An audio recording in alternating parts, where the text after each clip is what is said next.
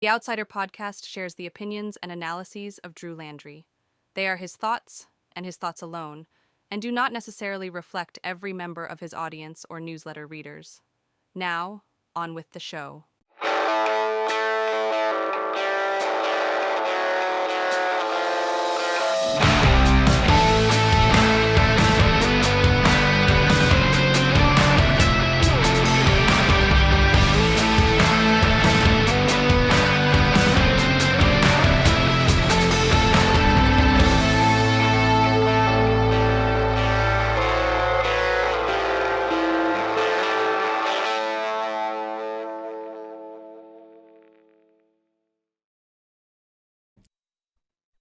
Hello and welcome to another episode of the Outsider Podcast. I'm your host as always, Drew Landry. And folks, thank you so much for making this the best politics podcast west of I-35 in the Lone Star State. So however, whenever, and wherever you are listening and or watching, please know I'm incredibly grateful for your attention. Don't forget you can watch. There's a video edition of the podcast over there on YouTube. Just type in the Outsider Podcast. Go hit that subscribe button. Hit that notifications bell so you never miss any new content there over on YouTube on the Outsider Podcast. That out of the way. Let's get into today's content. And I only really have one thing, folks. And it's been the big story of the week. And if you live anywhere in Texas, you live anywhere in the United States, and you like sports, I'm not talking about being like a diehard fan. I'm saying just you enjoy it. You have probably have heard something about Texas Tech in the last week or so. And here's the lowdown on all of this. It's surrounds the issue of transfer quarterback Brendan Sorsby.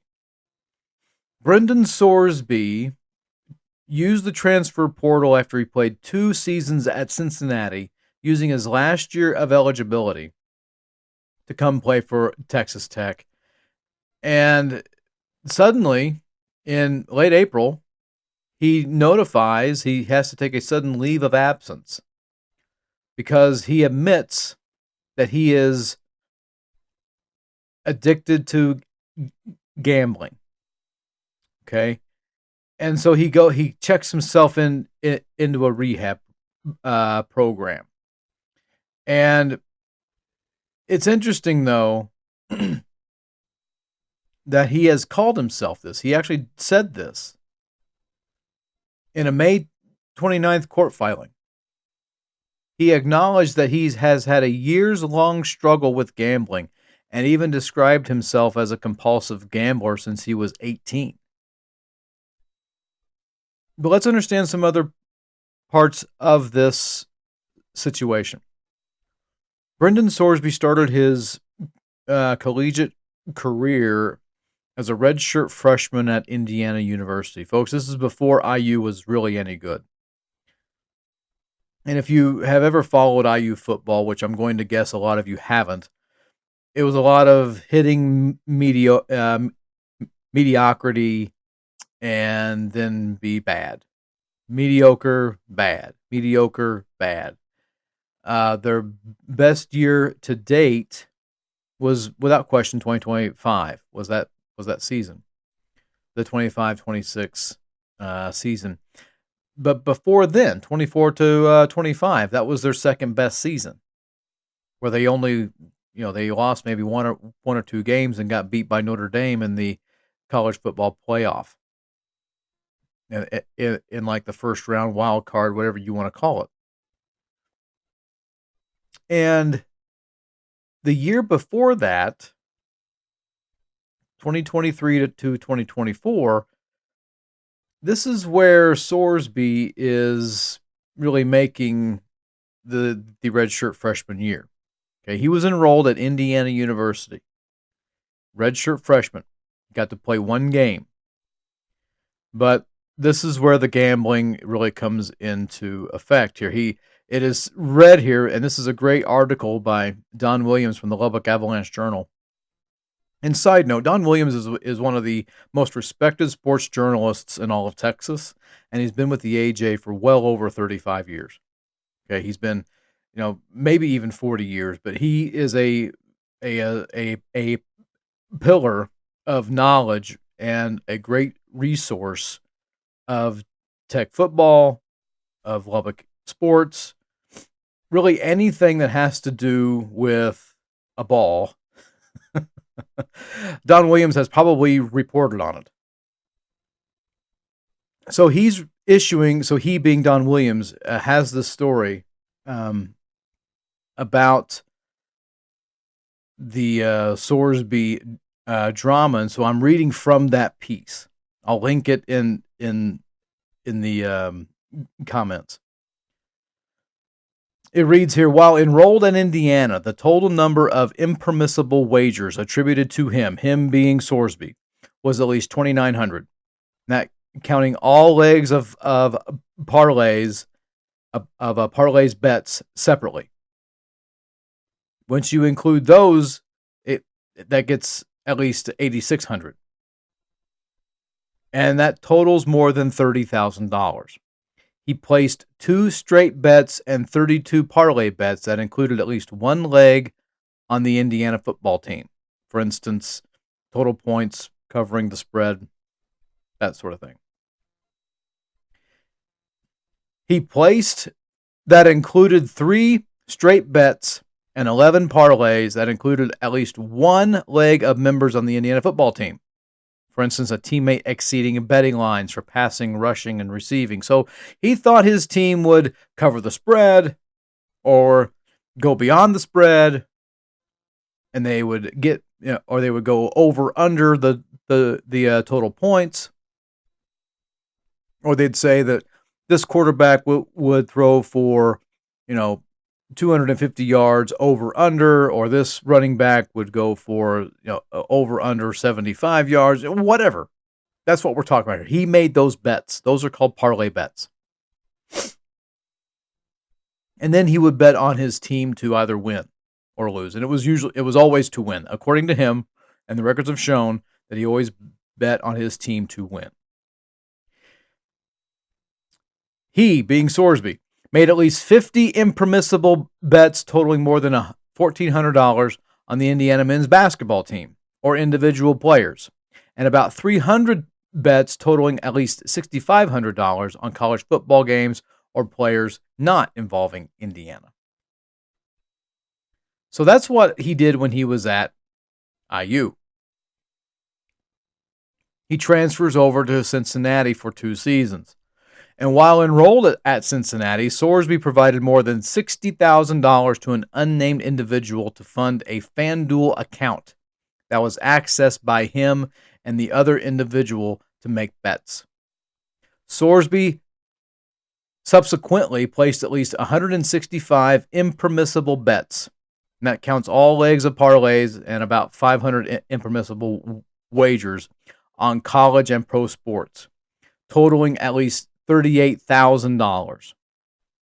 On February 10th, 2024, 3 wagers were placed on the shared FanDuel account, the one I just mentioned earlier, on the Cincinnati men's basketball team for a total of $3,500.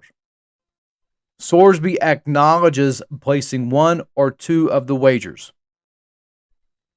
From January through September 2024, Sorsby placed at least 10 bets totaling more than $2,500 on college football games or players not involving Cincinnati. So while he's at Cincinnati, he's betting on Cincinnati. More on Cincinnati than teams and players not on Cincinnati.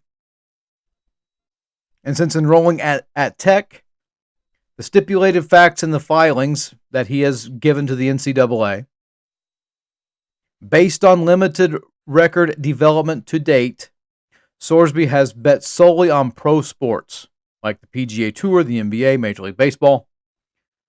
In doing so, he spent about $5,000 to an unnamed individual to make bets on his behalf.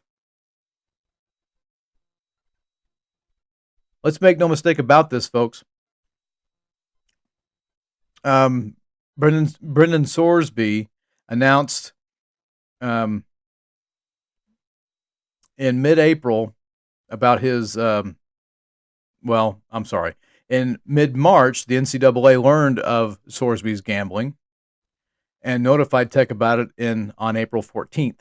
Tech announced about 2 weeks later that Sorsby was taking leave from the team to enter a month-long inpatient treatment program for gambling addiction. Simultaneously, news broke that the NCAA had started an investigation into Sorsby's gambling, long a prohibited activity for players and college athletic employees. Sorsby's inpatient treatment took place in Goodyear, Arizona. He enlisted the services of Kessler, who is the attorney from New York, who filed a motion for an injunction on May 18th. They sought to speed up the process, noting that in the event Sorsby was barred from playing college football this season, he faced a June 22nd deadline to apply for an NFL supplemental draft. Later that day, Tech announced that the NCAA, Sorsby, and Tech agreed upon a stipulation of facts in the case and planned to seek his reinstatement. Reinstatement was filed on May 19th. It was denied by the NCAA on May 22nd. Tech filed an appeal on May 29th, and the NCAA denied the appeal on June 5th. And that is what got us to the whole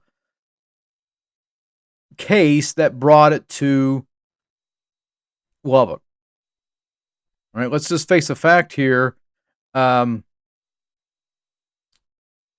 Kessler and a team, a lawyer team that consisted of Ted Liggett, which is a local personal injury lawyer around here. He has these goofy ads and these billboards all around West Texas, trying to get people to contact him if they've been personally injured. And the other one was the Texas House Speaker. So the speaker, the current Speaker of the Texas House, Dustin Burrows. Those three made up his legal team. His legal team being Sorsby. And so they went to court. They made their arguments in front of a judge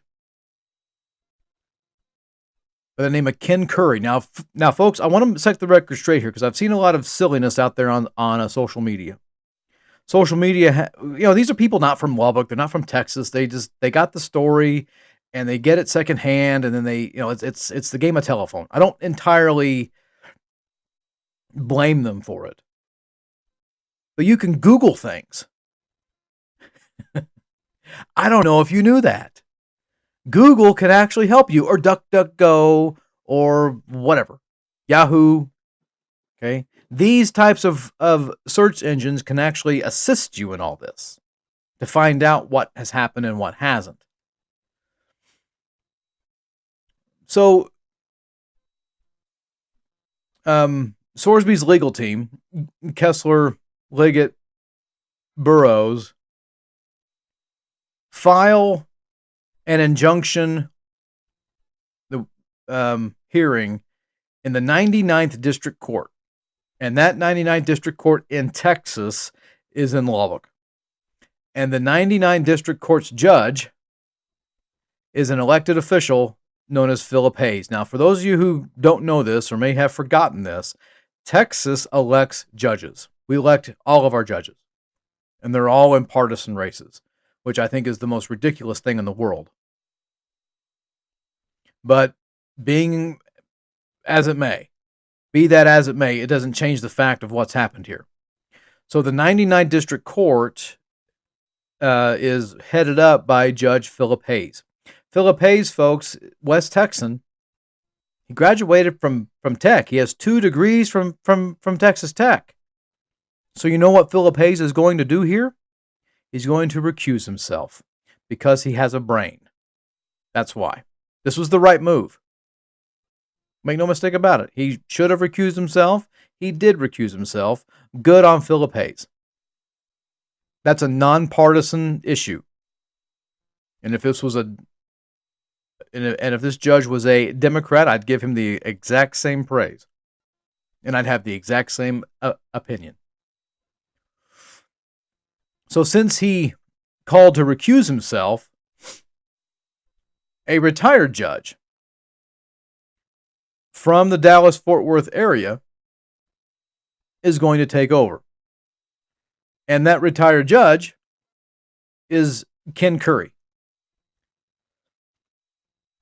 Ken Curry hears all these arguments there, and back in the early part of June, and then just this week on June 8th, was the ruling made, and this is the ruling. Again, I'm taking it right from Don Williams' piece here. He says, this court finds that the applicant, meaning Brendan Sorsby, has demonstrated that he will suffer a probable, imminent, and irreparable injury if this court does not issue his temporary injunction.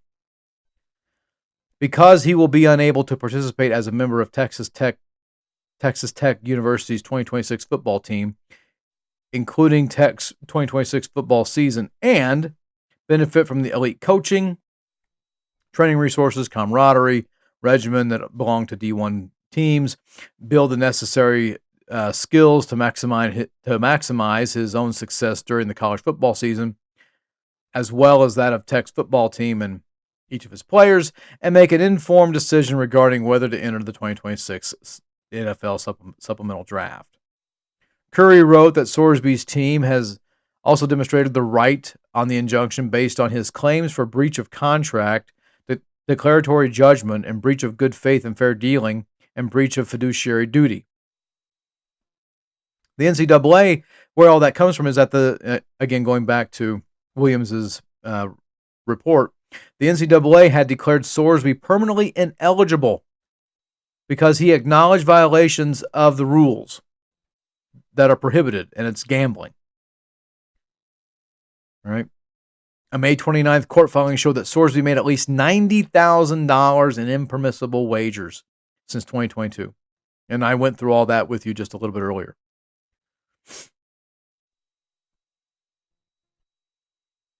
As conditions of granting the injunction, Curry ordered Sorsby to continue clinical counseling individually, participate in peer support through Gamblers Anonymous or a comparable mutual aid community and commerce, and continue treatment for his diagnosed anxiety order.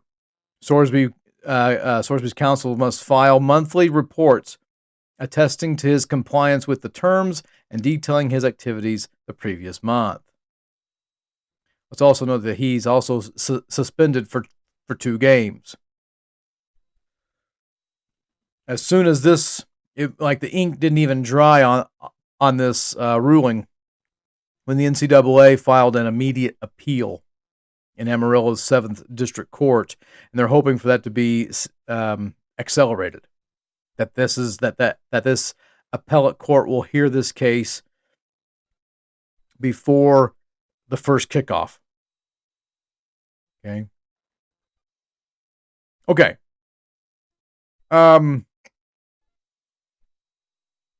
So that's the whole Sorsby drama. That's the whole thing behind it. And college football world has just gone crazy. And one thing that I think is just fantastic here is that Don Williams wrote another column.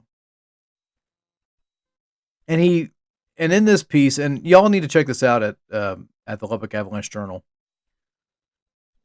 Sorsby makes a fair not Sorsby, sorry. Williams makes a fair comparison of Sorsby to Paul Hornung and Alex Karras about how Commissioner Pete Rozelle in the NFL suspended Paul Hornung and Alex Karras for betting on NFL games and associating with gamblers. Suspended them for a year. It was indefinitely, but it turns out that it was just going to be for a year. Paul Hornung and Karras, these are some of the best that the NFL had at that time. These guys are in their were in the early 60s, late 50s. Some of the best football players around. Horning and Akaris each were suspended for what wound up being the entire 1963 season, and a full year was appropriate for them. And Brendan Sorsby should have been suspended for a full year too. That's Williams, and I'm agreeing with him. I'm going to quote Williams here. For a pattern of sports gambling throughout his college career, Sorsby got a 2-game suspension this week from a judge who granted Sorsby a temporary injunction that trumped the NCAA's declaring him permanently ineligible. And here's the key point that Williams makes. That's too light. It's too light because not a small number of college athletes got a different message on Monday, June 8th. Than the one their coaches and compliance officers have been hammering them since the day they showed up on campus. You've told us over and over in every team meeting on countless PowerPoint presentations, we can't gamble. This judge just told us that we can gamble with near impunity if we make the right argument to the right judge. 100%. 100%. Williams is 1,000% correct on this. Make no mistake about it. Nail hit on head.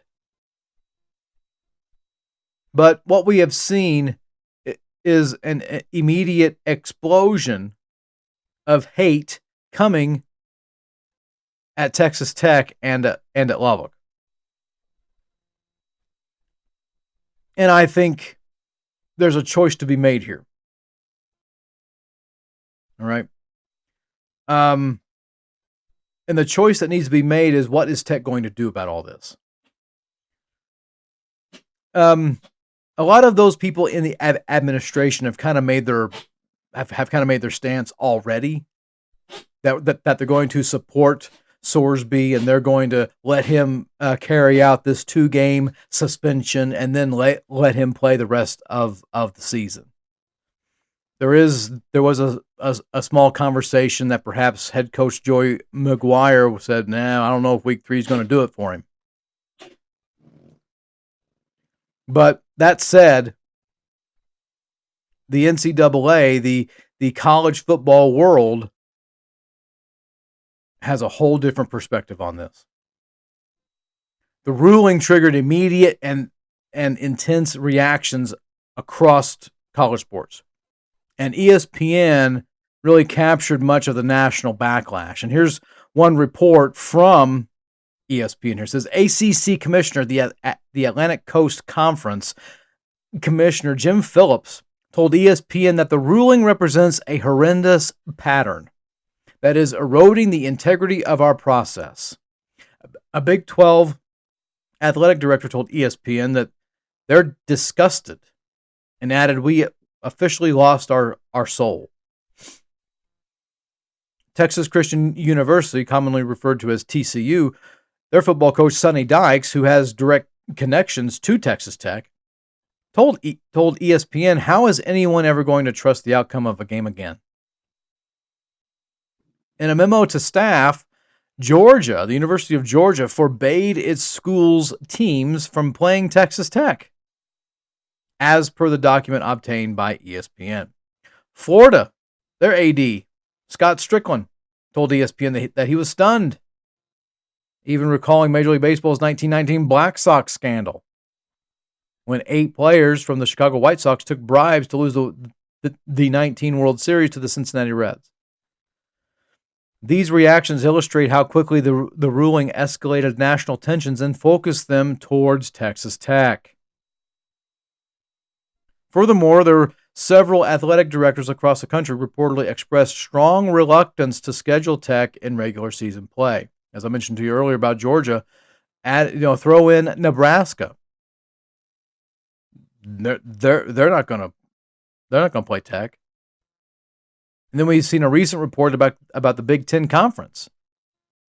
None of their teams may want to play Tech. I mean, we're talking, Indiana, we're talking Michigan, Ohio State, Rutgers. I know everyone is very fearful about Rutgers.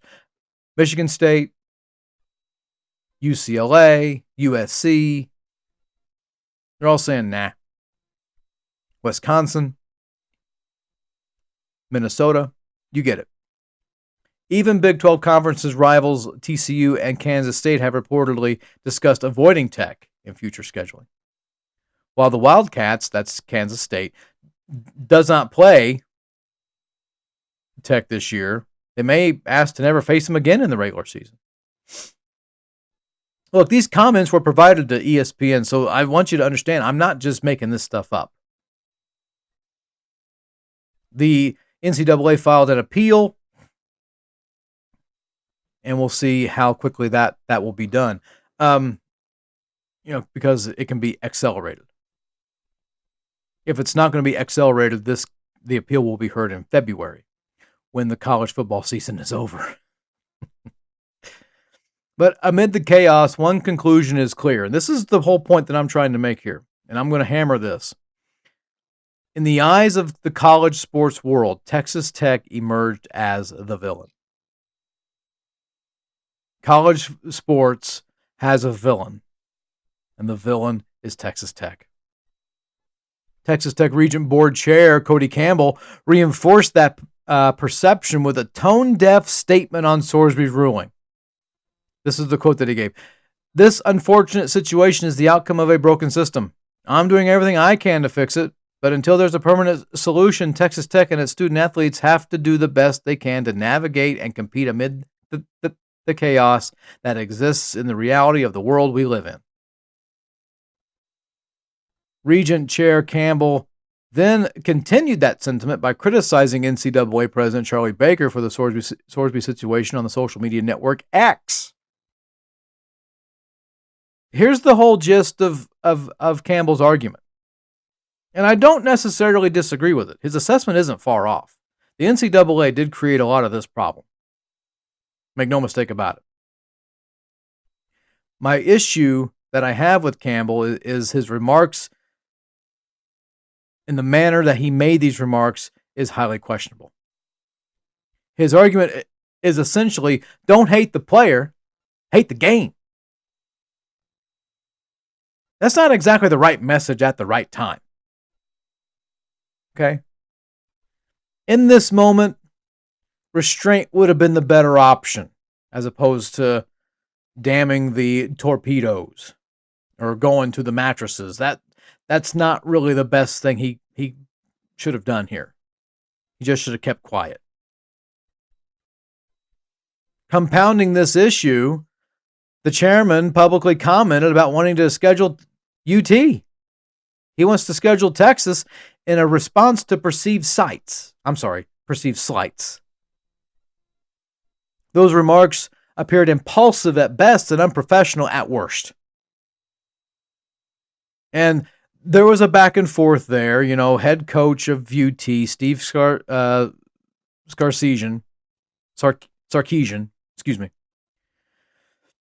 made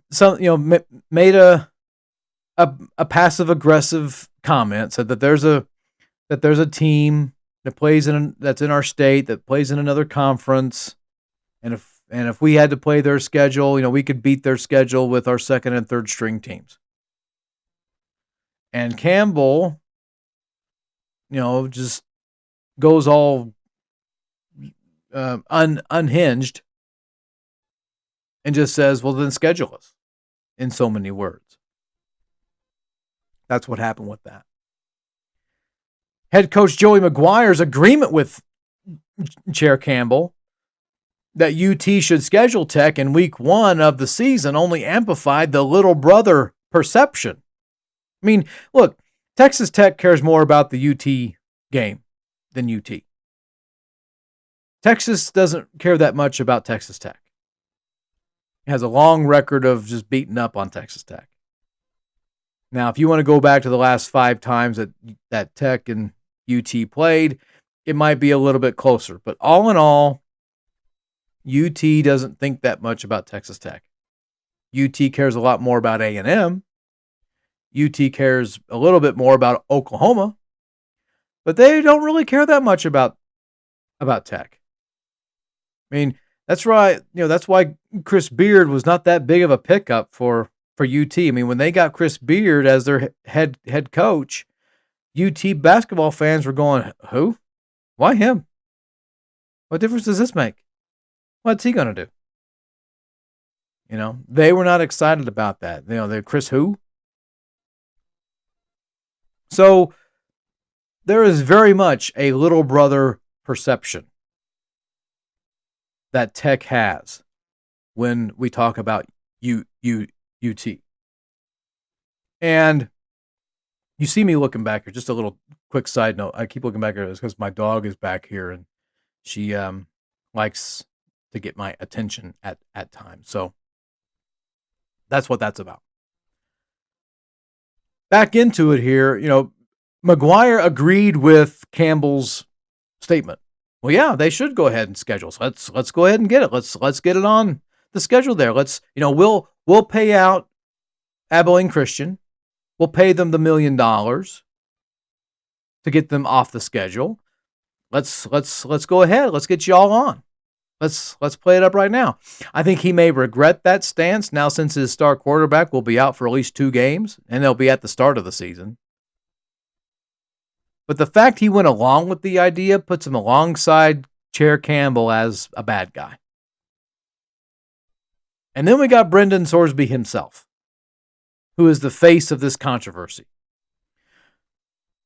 Because for at least 6 road games, he and the Red Raiders will be booed loudly and enthusiastically.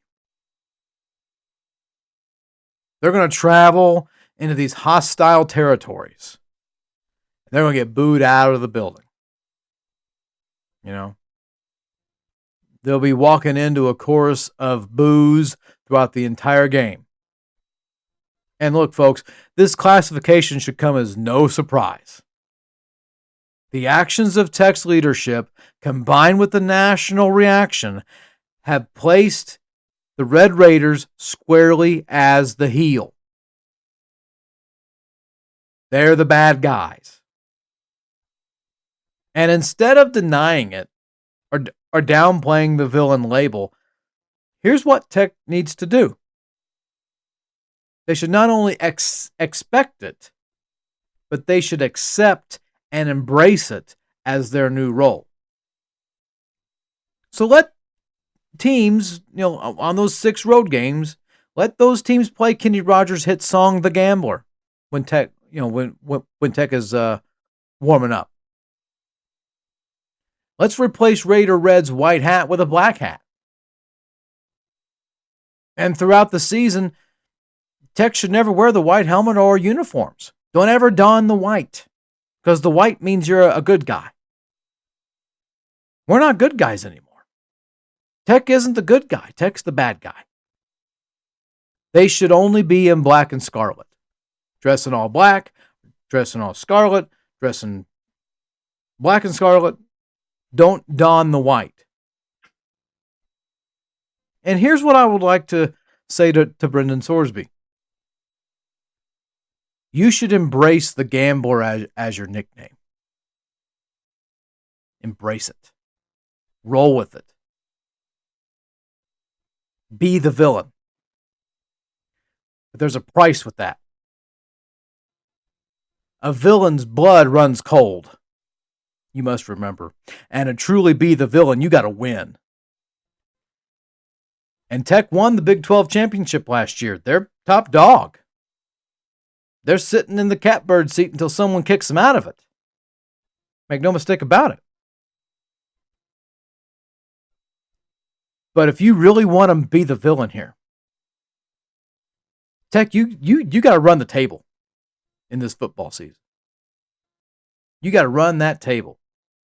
I mean, let's also remember, folks, that in Tech, that in the NCAA college softball season, there were teams explicitly who did not schedule Texas Tech this past season because they did not want them to have a high ranking.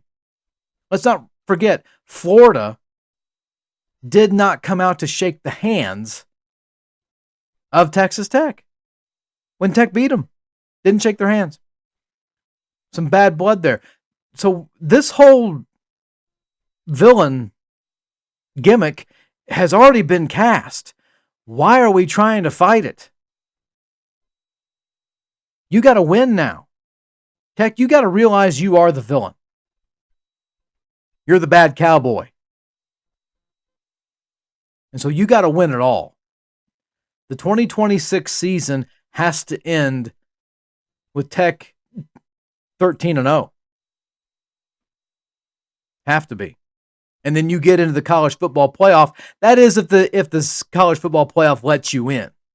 Now, that would be a really tough thing for that committee to not admit a major conference champion and an undefeated team into the playoff. That'd be a really tough thing. I mean, how do you rationalize that? You don't. But if Tech doesn't win at all, every team, every athletic director, every Tech hater online, every born Tech hater, every single hate that Lubbock gets, all of them are going to feel vindicated. All of the people who have said negative things about Tech and this, because of this judgment, because of this injunction, because of this Sorsby drama, they're all going to feel vindicated if you don't win. So here's how you prove them all wrong. You win football games. You win basketball games. You beat them. Like it or not, folks, Texas Tech athletics. This is what I'm saying to you. You are the villain of college sports. Now what will you do with that identity? I like to remind people who often forget about late 80s NBA basketball, called the Detroit Pistons, led by Isaiah Thomas. Isaiah Thomas is one of the best point guards who ever stepped on the basketball court. Make no mistake about it. Bona fide Hall of Fame player, just simply one of the best. If you're going to talk about best point guards, Isaiah Thomas has to be in your top 3. That said, Isaiah Thomas, Dennis Rodman, Bill Laimbeer, Rick Mahorn, John Sally, Anthony Mason. These guys were what was called the bad boys. And they got called bad boys. People didn't want to play them because Bill Laimbeer played dirty. He didn't care.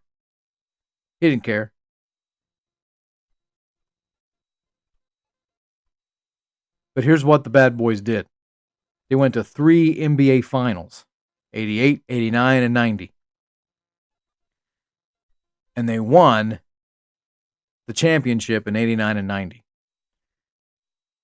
The Detroit Pistons is the little spoiler between Bird and Magic and Bird, and Michael Jordan.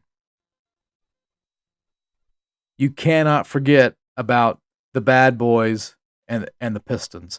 And Jordan will tell you this. He says it in interviews. Their run in the 90s would not have happened if it wasn't for the bad boys. If it wasn't for them.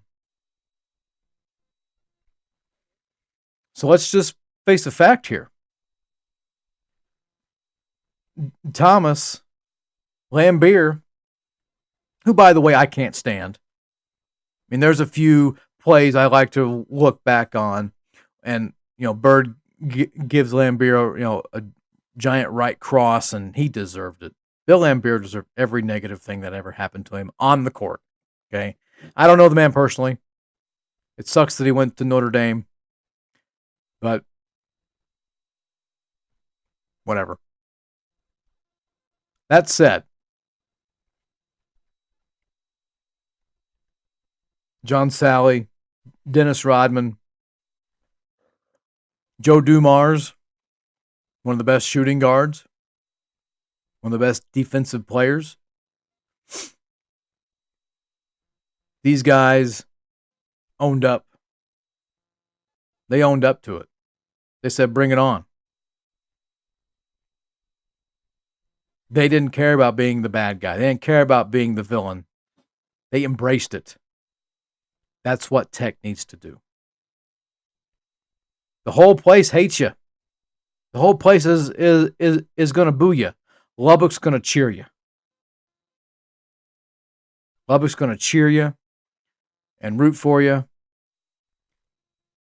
And for those 6 games that you're not in Lubbock, and those 6 games that you're in Fort Worth and Arlington for TCU, or you're in wherever else that you're going, yeah, boos galore, and you're just going to have to deal with it. Own it and win. Folks, I don't usually talk sports on here, and I'm usually more of a political guy. I do like sports. Okay, I do enjoy talking sports, and this is not a sports podcast.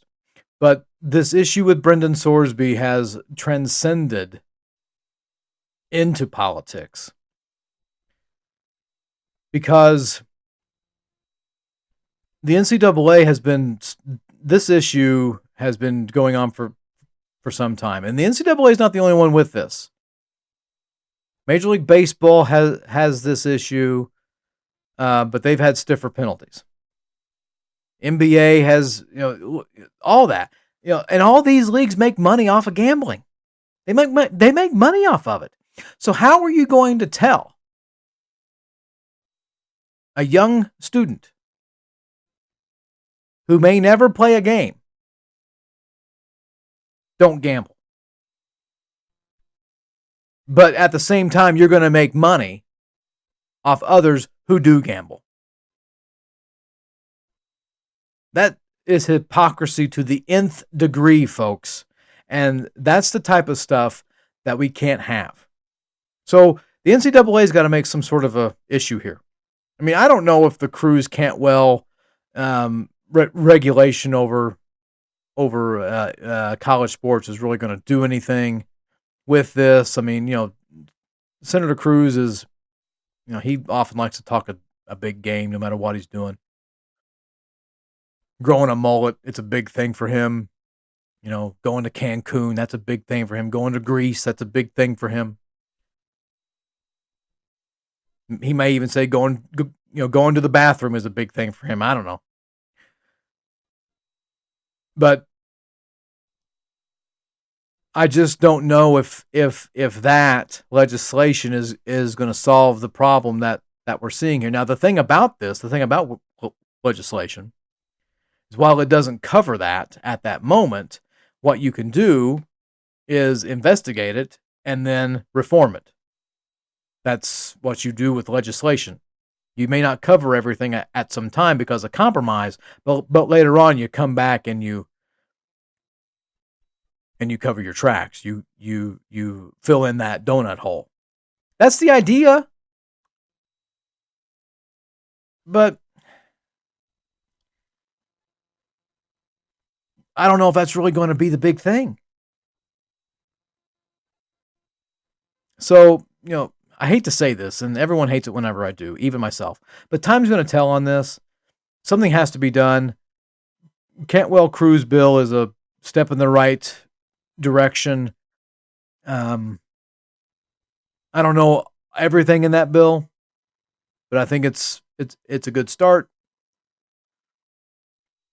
That said, this is all the NCAA's fault. The NCAA, they are the true culprits of all this. Brendan Sorsby is a symptom of the problem. And until the NCAA gets a hold on the transfer portal, gets a hold on the NIL, and gets a hold on gambling, we're going to see more of this. And the reason people hate tech so much is that they figured out how to play this game.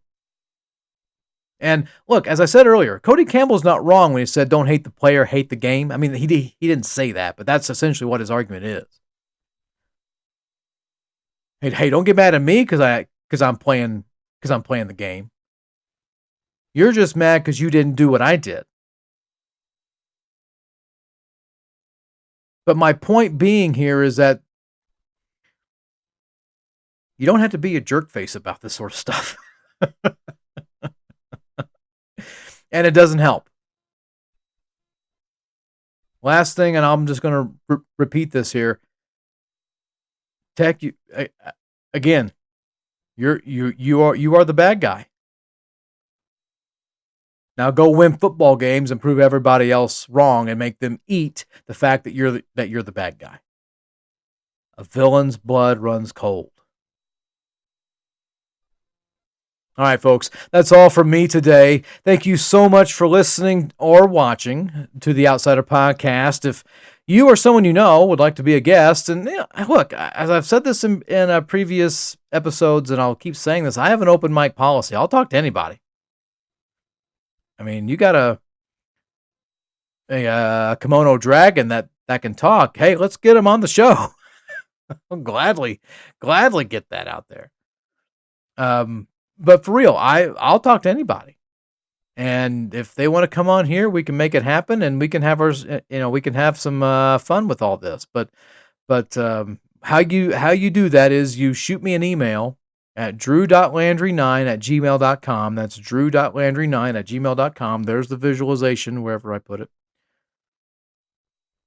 And put in the subject heading podcast guest inquiry, or just podcast guest.